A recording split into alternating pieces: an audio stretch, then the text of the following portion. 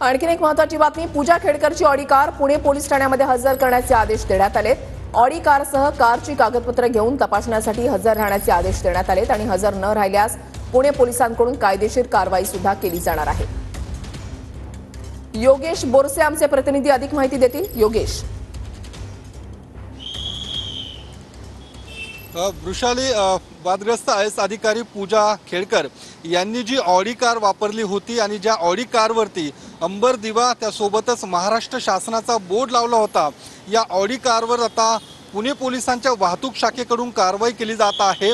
या ऑडी कारला आता पोलीस स्टेशनला हजर करण्याचे आदेश पुणे पोलिसांनी दिलेले आहेत आणि त्या संदर्भातली जी नोटीस आहे, ही जी गाडी आहे ज्या कंपनीच्या नावावरती आहे ती अर्थात थर्मो वेरिटा प्रायव्हेट लिमिटेड कंपनी, या कंपनीला तशी पुणे पोलिसांकडून नोटीस ही बजावण्यात आलेली आहे।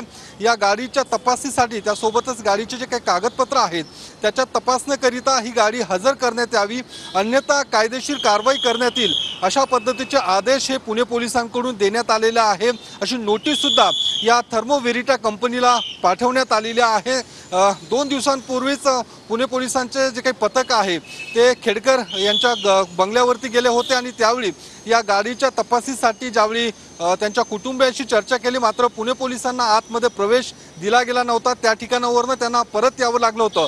मात्र पूजा खेडकर यांना व्हॉट्सअपवरती त्या संदर्भातली नोटीस ही बजावण्यात आली होती आणि त्यानंतर खेडकर कुटुंबियांकडून काल या वाहनाचा जो काही दंड आहे अर्थात 27,600 रुपये तो सुद्धा त्यांनी भरलेला होता। धन्यवाद योगेश दिलेल्या सविस्तर माहितीसाठी।